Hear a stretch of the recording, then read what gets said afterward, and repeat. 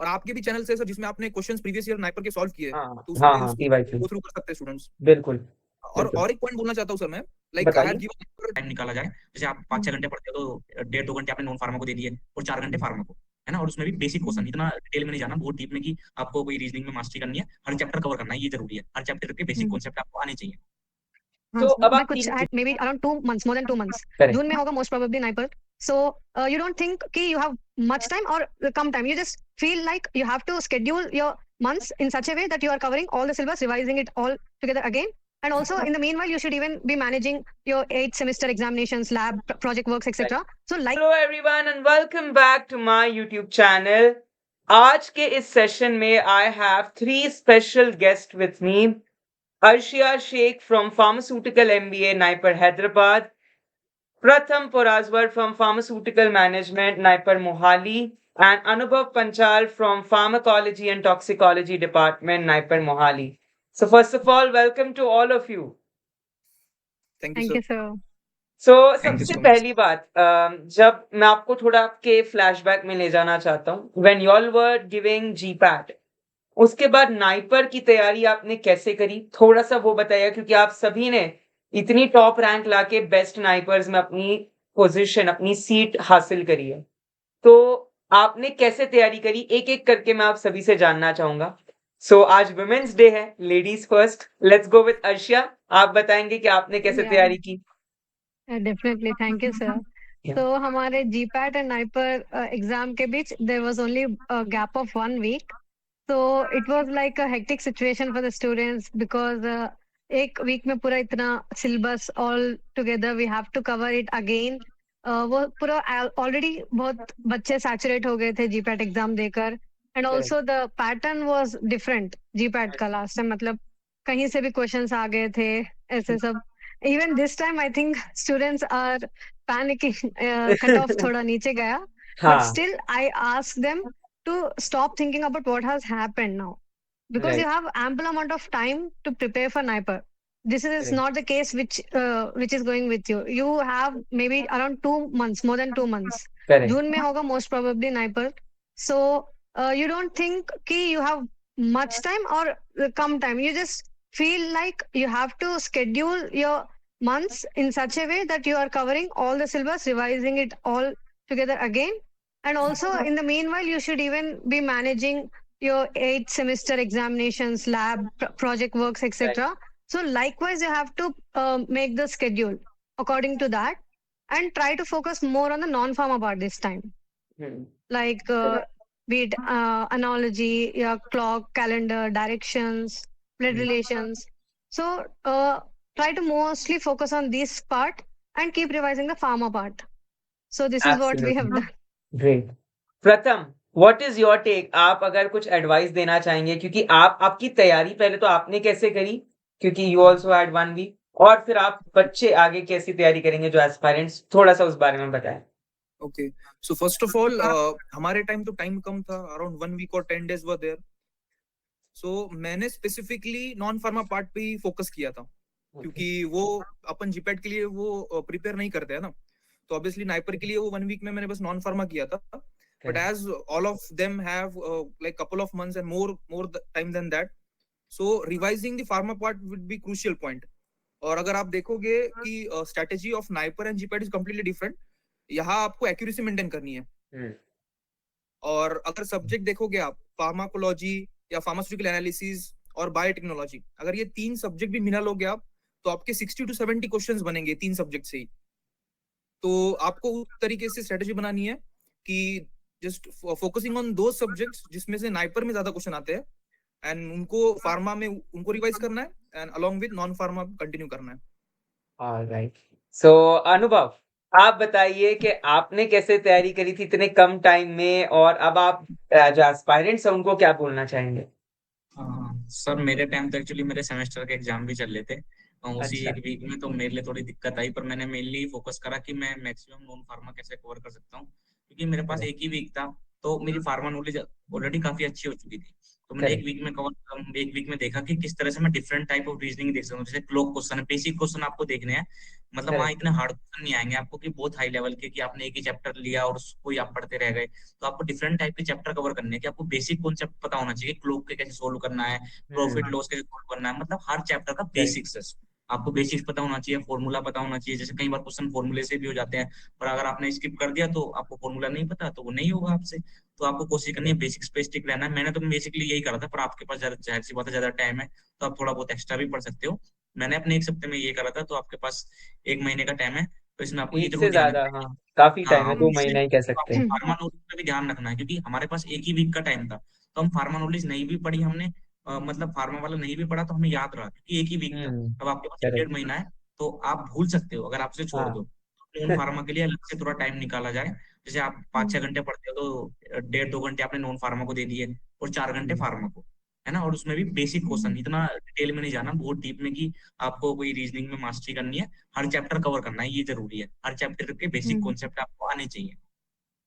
हाँ तो सर, अब मैं आप कुछ तीन ऐड चीजें, करना चाहूंगी या सर। Sure sure. एक्चुअली जो माइनर सब्जेक्ट्स होते हैं, बायोटेक, माइक्रोबायोलॉजी, दिस प्ले कुछ वेटेज बढ़ जाता है when it comes to NIPER in comparison to GPAT, so वो भी थोड़ा फोकस करो।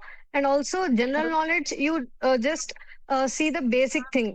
मैंने अपने टाइम पे क्या गलती की थी कि जी के I was going deeper deeper like UPSC type of preparation, but I ask, I really urge aspirants not to do this mistake. This superficial level, Nobel Prizes winner. This is the major question which is being asked. And English के थोड़े ऊपर से देख लो कि कैसे वो sentence, tenses वगैरह देखना है.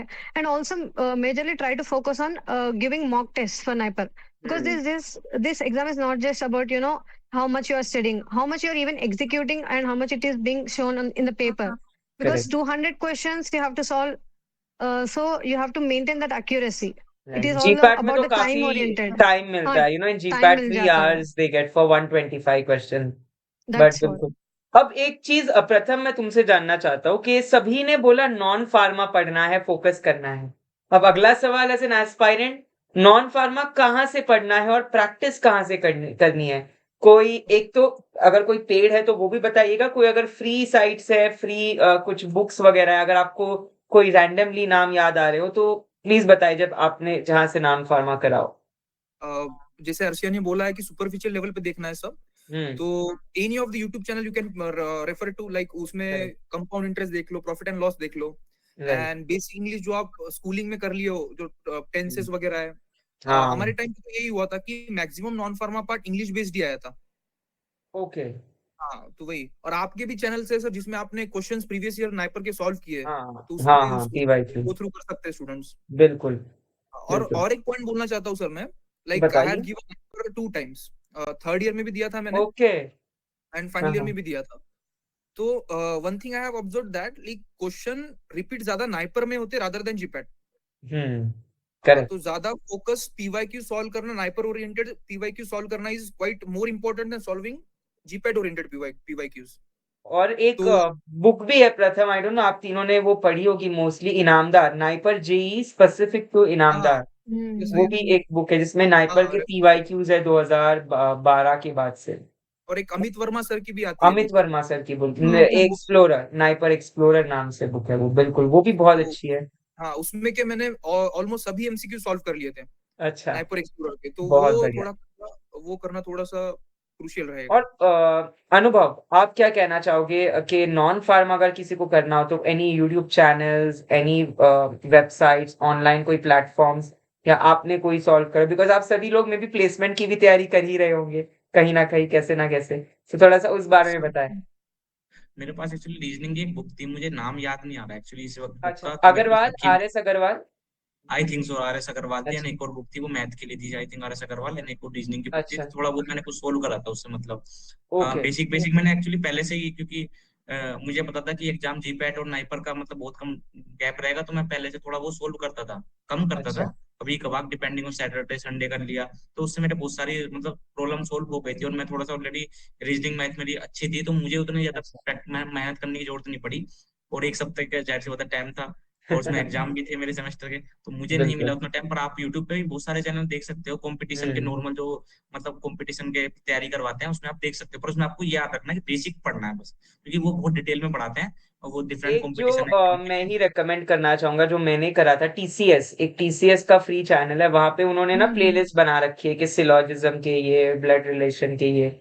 तो और एक इंडिया बिक्स एक फ्री वेबसाइट है, इंडिया आई डोंट नो, बिक्स आपने या पता होगा, आप देखो तुरंत सबके नॉड हेड हुए। वो एक फ्री वेबसाइट है या जहाँ पे पूरा अच्छे से ऑर्गेनाइज यस तरीके से दिया है। Arshia, and what is also your take on that हाँ कि नॉन सर फार्मा अगर करे तो मैंने कोई? तो नॉन फार्मा पार्ट तो मैंने आपके वीडियोस जो आपने नाइपर महा मैराथन के हाँ 4 पार्ट्स में निकाले थे कि हाँ हाँ हाँ। नाइपर की सीट चाहिए तो देखना था मुझे आई वाज लाइक वो पूरा 1 आवर करेक्ट। 1.5 आवर हाँ का था वीडियो यू हाँ। Have going through all the correct. Non pharma part and also the GK pharma के अफेयर्स करंट अफेयर्स वगैरह right. Regulatory bodies so right. वहां से किया था एंड जीडीसी ने भी करवाए थे बिल्कुल फिंगर टिप बिल्कुल। बुक्स से भी हो रहा था and also I would recommend these websites India Bakes Geeks for Geek हाँ, गीक्स फॉर या गीक, हाँ बिल्कुल। Geeks for Geeks and Career Ride ये सब देख सकते हो बट I would suggest कि खुद से देखने से ज्यादा you just go through first YouTube videos अगर हम्म। अच्छे से बन रहा है then give a try on these websites as well correct. Career right so भी ये बहुत अच्छे काफी वीडियोस बनाता है, मैं सबको रेकमेंड करूंगा yeah करियर राइट भी that's definitely. what Career Ride सो अब अनुभव, काफी स्टूडेंट्स ना डरते हैं कि हमने फार्मा तो बढ़िया किया, स्ट्रांग किया, नॉन फार्मा से हमें डर लगता है अगर हम छोड़ के जाएंगे तो क्या रोल प्ले करता है रैंक लाने में ये नॉन फार्मा? मतलब आप, पहली बार तो मैं चाहता हूँ आपके मार्क्स बताएं, आपको याद है नाइपर में आपको कितने मार्क्स मिले थे? मे बी कोई टेंटेटिव? मेरे आई थिंक सर 80 के स आसपास अराउंड 80? मार्क्स। अरे बढ़िया थे, मेरे 70 थे।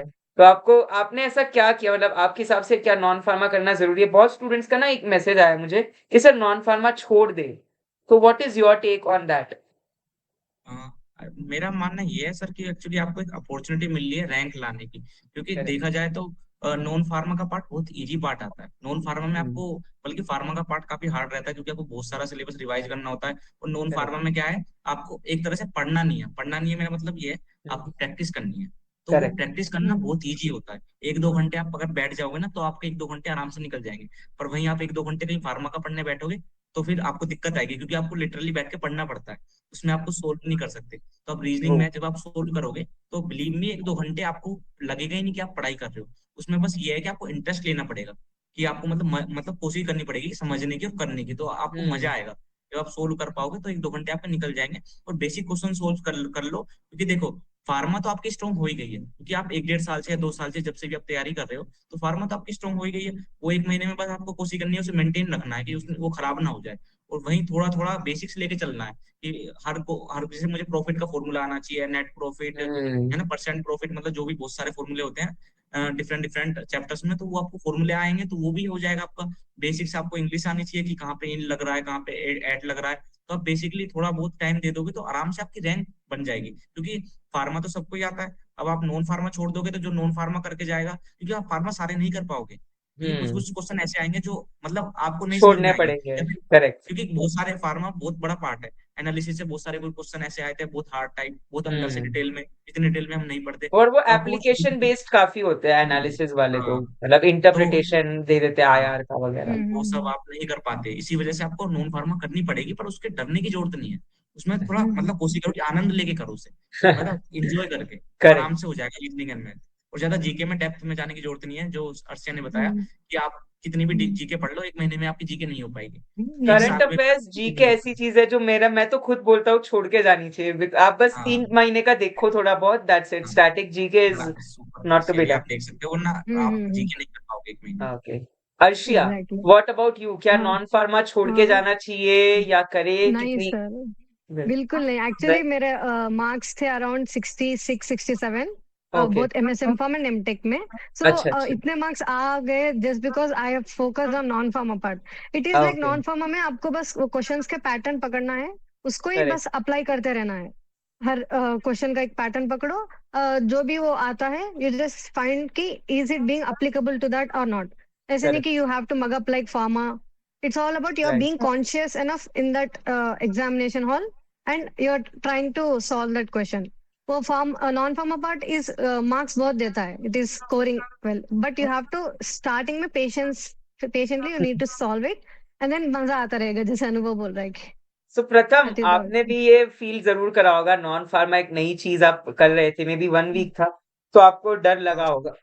कि यार ये कैसे होगा? आपको भी मन हुआ होगा मे बी छोड़ दूँ। How did you deal with it या आपके हिसाब से क्या नॉन फार्मा छोड़ना चाहिए?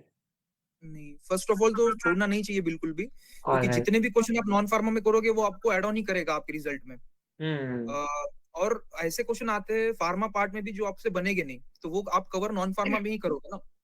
करेक्ट। हाँ, और ऐसा आउट ऑफ द बॉक्स करने की कुछ जरूरत नहीं है, क्योंकि जो चीजें आपने अभी तक पढ़ी है स्कूल में वही आनी है। राइट। लाइक डिस्टेंस का फॉर्मूला आता है, डायरेक्शन वाले आते हैं क्वेश्चंस, प्रॉफिट एंड लॉस आता है। तो ये बेसिकली जो आपने किया है स्कूल स्कूल में, उसको एक बार देख लेना है, then you will be able to solve it in the exam. Alright. मुझे अभी भी वो डे याद है प्रथम 19th जुलाई का। बताओ इस दिन क्या हुआ था? आपका अलॉटमेंट हुआ था सीट का, जिस दिन आप सभी को मिला था और मुझे मैसेज करा था आप लोगों ने कि हमें मिल गई सीट। तो मुझे थोड़ा-सा आपको उस फ्लैशबैक में ले जाना है, ताकि स्टूडेंट्स इंस्पायर हो उस चीज़ से और थोड़ा-सा आपसे एनकरेजमेंट ले। कैसा था वो मोमेंट जब आपका नाम आया प्रथम NIPER Mohali MBA? Something that you have dreamed has now turned into reality. Express that feeling and अब आपको 1 ईयर मे बी हो गया होगा, राइट? 1 हो जाएगा या हो भी गया होगा। तो कैसा रहा आपका सफर? थोड़ा-सा उस बारे में स्टार्टिंग फ्रॉम यू प्रथम।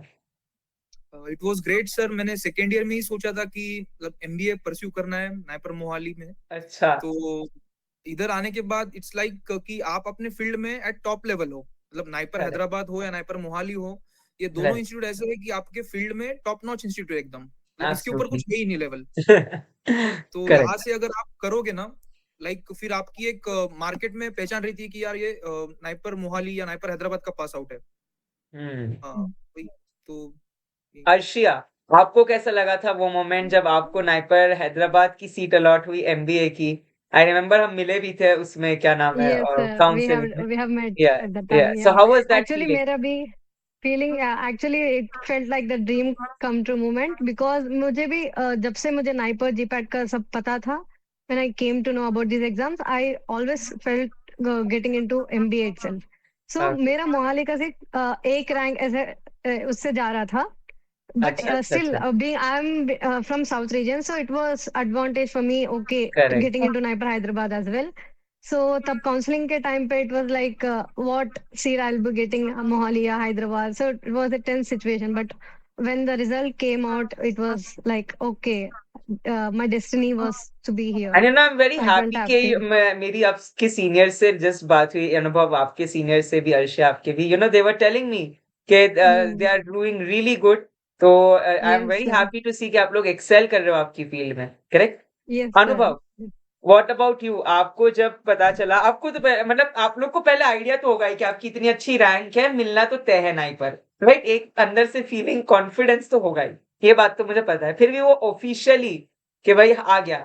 तो अनुभव, हाउ वाज दैट फीलिंग जब आपको फार्माकोलॉजी, एंड आई रिमेंबर तुमने काउंसलिंग में मुझसे पूछा भी था कि फार्माकोलॉजी में कुछ तो तुमने पूछा था, रिमेंबर कोलॉजी, अदनान एंड तुम दोनों थे। So tell me that feeling के how did you feel that moment? I think sir वो अनएक्सप्लेनेबल फीलिंग है यहाँ पे, क्योंकि मैं 1-2 साल से जब सोचता था कि मैंने नाइपर मोहाली जाना है, पहले तो लगता था कि शायद करेक्ट, वहां नहीं जा पाऊंगा, पर वो तो बेस्ट इंस्टीट्यूट है। और वहां जब जाके मुझे ऑफिशियली मेरे हाथ में आया, तो मुझे लगा कि हाँ, मेरा मतलब जो मैंने ड्रीम देखा था वो मतलब सच में सच हो चुका है। तो वो मतलब एब्सोल्युटली, उस मोमेंट को मतलब अलग ही लेवल की एंजॉयमेंट थी। और आई वाज लाइक कि अब मतलब 2 साल पूरा एक्सप्लोर करना है, अच्छे से मेहनत करनी है, पढ़ाई भी करनी है और मस्ती बिल्कुल। भी करनी है, और फिर अच्छा मतलब आगे कुछ काम भी करना करेक्ट, है जो भी होगा आगे। तो बस उसके एब्सोल्युटली। बाद मतलब बहुत मतलब बहुत अलग ही फीलिंग थी, अनएक्सप्लेनेबल, तो जब अभी वहां आप अपने हाथ सब, में कोई लेटर आ गया। दैट इज अमेजिंग अनुभव, गुड टू हियर। तो अब आप तीनों ही अलग-अलग रीजन से आते हो, राइट? एक दिल्ली से है, एक महाराष्ट्र से है, एक हैदराबाद से है, फ्रॉम द साउथ रीजन। तो मैं चाहता हूँ आपकी रीजनल लँग्वेज में प्रथम काहीतरी सांग आमच्या ऑडियन्ससाठी महाराष्ट्रामध्ये, मराठीमध्ये, जिससे वो थोड़ा-सा एन्करेज हो जाए। So let's start with Arshia this time. Ladies first, women's day है तो Okay. Last Yes, question sir. में भी हम पहले लेडीज। पहले मैं बोलना चाहूँगा एल्ना इनारू, is that correct? No, no. ఎలా ओके, ఉన్నారు? एला उनारू, ठीक है। तो It आप is. It means थोड़ा-सा, how are you? Yeah. How are you? Okay, तो हाँ. आप थोड़ा-सा आपकी रीजनल लैंग्वेज में बोल दीजिए, Yeah. Inspirational, motivational words. Yes, sir. అందరి స్టూడెంట్స్ కి నమస్కారం. నేను ఇప్పుడు మీ అందరి జీపాట్ ఎగ్జామ్ అయిపోయింది. సో కొంతమంది చిల్ ఉన్నారు అయిపోయిందని, కొంతమంది లైక్ పానిక్ సిచ్యువేషన్ లో ఉన్నారు లైక్ అవ్వలేదు. బట్ అయిపోయిన exam you can't do anything. So you just మీరు వస్తున్న ఎగ్జామ్ నైపర్ కి ఎలా 2 మంత్స్ లో ఎలా మీరు ప్లాన్ చేసుకుంటారు అండ్ ఎలా ప్రాపర్ స్లీప్ అండ్ డైట్ తీసుకుంటూ మీరు అంతా మేనేజ్ చేయాలి. కాలేజ్ కి వెళ్తూ నైపర్ ప్రిపరేషన్ చేస్తూ లెక్చర్స్ వింటూ అండ్ ఆల్సో ఎగ్జామ్ కి మాక్ టెస్ట్ లో ఎక్కువ ఎన్ని మాక్ టెస్ట్ ఇస్తారో మీకు అంత లైక్ స్కోరింగ్ ఉంటుంది. అండ్ జస్ట్ మీ మీద బిలీఫ్ ఉంచండి. Don't think much, just be positive, that's it. Alright, मुझे पूरे इसमें ये समझा कि अच्छे से सोना और पैनिक मत होना, खाना वगैरह खाना, कॉलेज वो टाइम के तो साथ मैनेज करना। हाँ, वो तो करेक्ट? इंग्लिश वर्ड्स में आ वेल, गए. क्योंकि आपने इंग्लिश हाँ. वर्ड्स कुछ करे. हाँ. प्रथम काहीतरी मराठीमध्ये सांग आमच्या ऑडियन्ससाठी. आता जीपॅट एक्झाम झाली आहे, तर जे झालं आहे चांगलंच केली असणार तुम्ही. आता पुढे नायपर एक्झाम आहे, 2 महिने टाइम आहे तुमच्याकडे. चांगलं फार्मा, नॉन फार्मा चांगलं रिवाइज करा, चांगलं टॉप रँक घ्या. इथे या, आपण सोबत शिकू. Okay, that is great. ये जो Pratham, I last think he even Yeah. knows Telugu, sir. Pratham. you I know just Telugu? understand I just understand little bit of Telugu, but it is Oh. not able to Yeah. speak. That When is I was great. telling he was like having that expression. अच्छा. He Okay, understands okay. Telugu. Yeah. That is great, good. अनुभव, आपकी कोई regional language होगी जिसमें आप बोलना चाहेंगे, या हिंदी जिसमें भी आप या कंफर्टेबल? सर मेरी रीजनल लैंग्वेज एक्चुअली हिंदी है, उधर हिंदी बोली जाती तो है। हिंदी में ही बोल दो, कोई इश्यू नहीं. तो अब आपने जीपैट दे दिया है, तो नाइपर को भी एक जीपैट की तरह एग्जाम की तरह समझना है, बल्कि आपको ये समझना है कि जीपैट हार्ड एग्जाम था, तो नाइपर इससे भी इजी होने वाला है। बस आपको अपनी मेहनत जारी रखनी है और मेहनत को रोकना नहीं है ना, और डरना नहीं है। आपका सिलेक्शन हो जाए, आपका नहीं तो किसका हो। तो बहुत बढ़िया, आपका सिलेक्शन हो जाएगा, आपका नहीं तो किसका होगा. He ये is the डायलॉग best मैं भी लाइफ में motivator. यूज करूंगा. Hmm. चलो, so thank you so much प्रथम, अर्शिया एंड अनुभव, कि आप लोगों ने आपका रियली इंपॉर्टेंट टाइम निकाला, बिकॉज आई नो आज इंडिया न्यूजीलैंड की मैच भी है, एंड आज Okay. मतलब आपकी कुछ ना कुछ डेली काम भी होंगे, सो आप लोगों ने वक्त निकाला आपके जूनियर्स को इंस्पायर करने के लिए. Wishing you Always- good luck for your. Yes प्रथम. Yeah. It's always the pleasure joining with you. Yeah. Yes, Thank you sir. very much. Thank you very Anytime much. for you. All right. Yeah. Wishing all three of you good luck for your future.